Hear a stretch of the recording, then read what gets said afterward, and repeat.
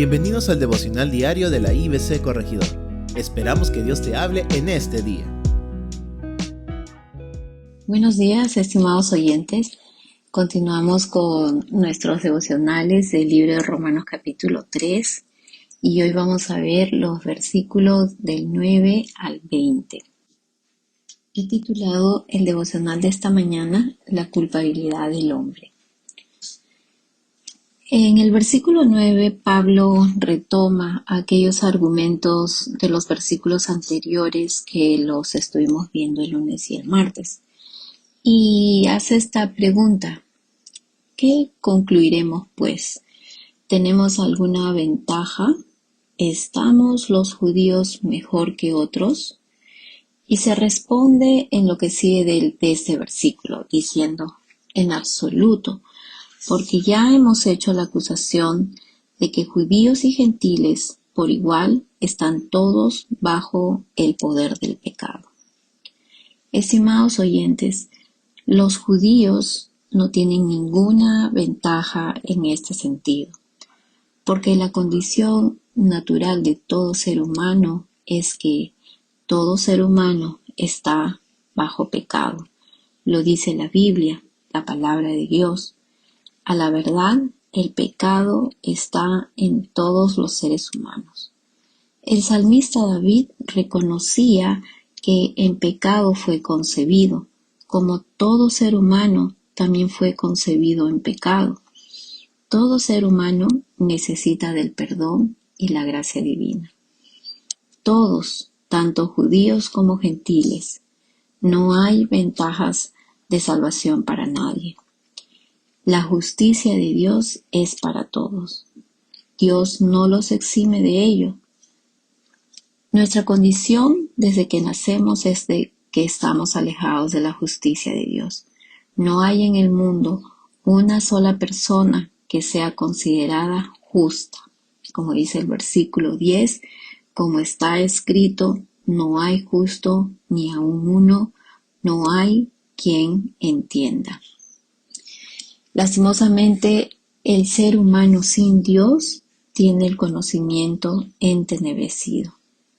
Es diferente conocer acerca de Dios que conocer a Dios.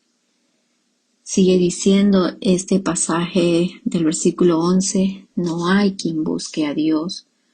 Todos se han desviado, a una se hicieron inútiles.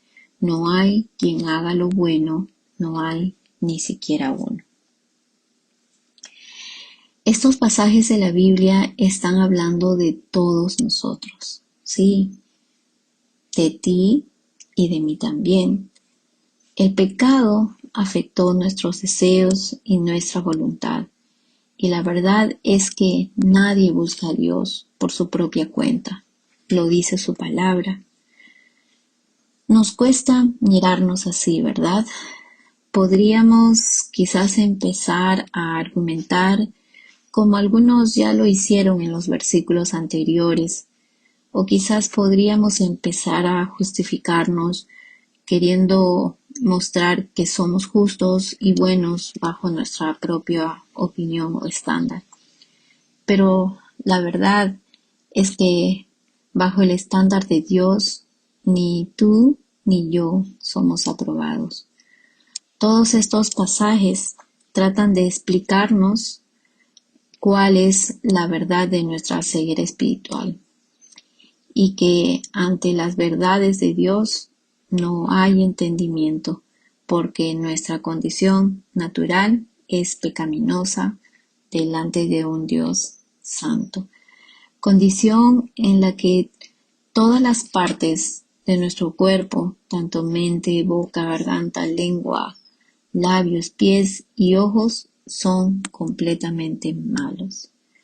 El versículo 13 dice así: sepulcro abierto es su garganta, engañan de continuo con su lengua, veneno de serpientes hay bajo sus labios, llena está su boca de maldición y amargura, sus pies son veloces para derramar sangre, destrucción y miseria hay en sus caminos, y la senda de paz no han conocido. Estimados oyentes, qué duras son estas verdades que están en el ser humano. Sabes que solamente cuando Dios hace su obra en nuestro corazón, Él es el único que tiene el poder de transformarlo. Él nos da un nuevo corazón, un nuevo nacimiento, una vida nueva. Solo así podemos buscarlo y solo así todas estas verdades se transforman. El versículo 18 dice: no hay temor de Dios delante de sus ojos. Y este es el gran problema del hombre.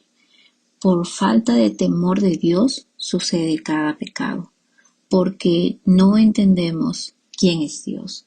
No hay respeto debido a Dios. La falta de temor de Dios hace que las personas hagan aquello que a Él le desagrada. Por eso pecan deliberadamente.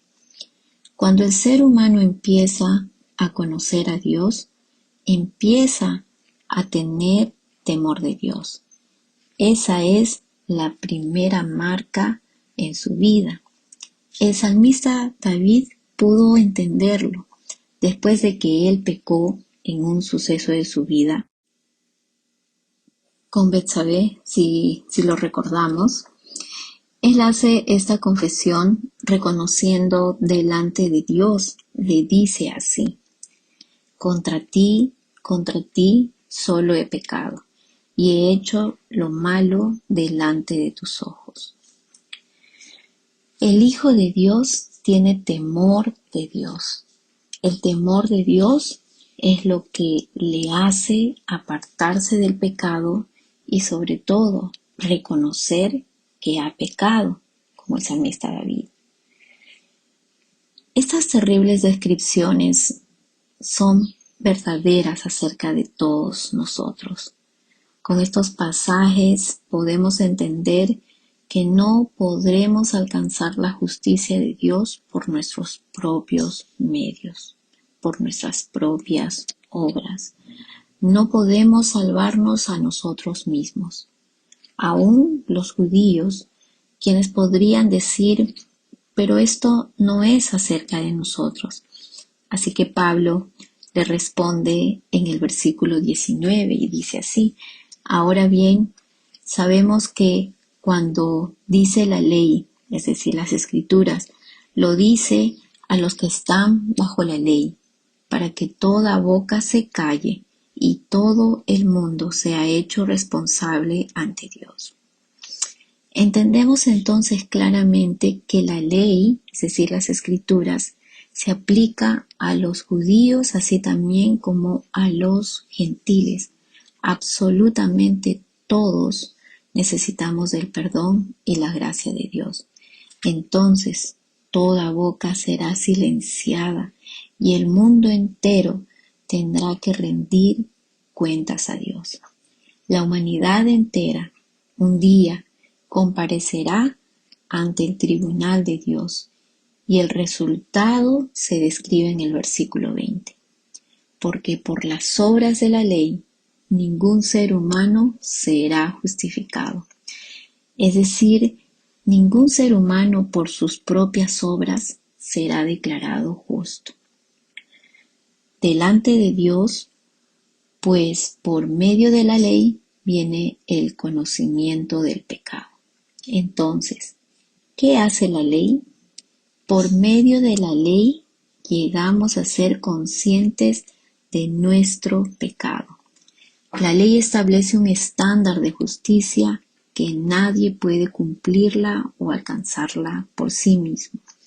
Por eso la ley solo nos da el conocimiento del pecado. Entonces, debido a nuestra condición humana pecaminosa, la ley no puede salvarnos. Nunca podría declararnos justos, sino todo lo contrario. La ley, al ser quebrantada, porque nadie puede cumplirla, nos muestra que somos pecadores. Por lo tanto, la ley nos condena. De acuerdo con la ley, somos culpables.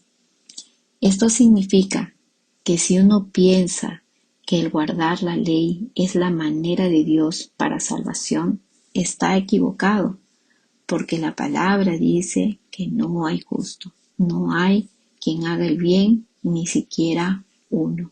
Todos se han desviado. Estimado oyente, si hoy reconoces tu condición pecaminosa y tu necesidad del perdón y de la gracia de Dios, y que no hay nada que venga de ti, es decir, ninguna de tus obras que pueda justificarte y salvarte delante de Dios, mira a Jesús. Él vino a este mundo y fue a la cruz para pagar por todas tus culpas. Su palabra dice que Él no quiere que ninguno se pierda. Él puede limpiarte de todos tus pecados si hoy te arrepientes y reconoces tu necesidad de recibir el perdón de Dios y así recibir la salvación. Ven a Él. Su palabra también dice que al corazón contrito y humillado no despreciará al Señor. Su palabra también dice que por gracia somos salvos por medio de la fe, no por obras, para que nadie se gloríe. Cree en Jesús y su obra redentora en la cruz. Vamos a orar. Señor amado, gracias por tu palabra, porque es verdad.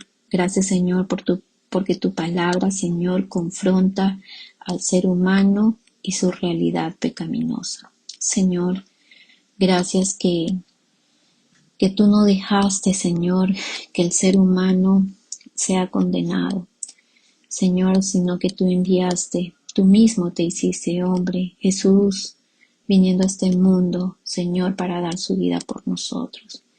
Señor, trae salvación, Señor, a aquellas vidas que escuchan este mensaje, Señor, y que reconocen que ninguna de sus obras, Señor, pueden salvarlo, sino que hay culpa, Señor, y que tú, Señor, eres misericordioso y quieres mostrar y dar, Señor, gracia a su vida, perdonando sus pecados, Señor, limpiándoles de todo mal. Gracias, Padre amado. Te alabamos, Señor, porque reconocemos que tú eres Dios. Y gracias, Señor, porque tú viniste, Señor, cambiaste, Señor, nuestra condición, Señor, pecaminosa, y ahora somos tus hijos, Señor. Gracias, Padre bendito. Oramos agradecidos en el nombre de tu Hijo amado Jesús.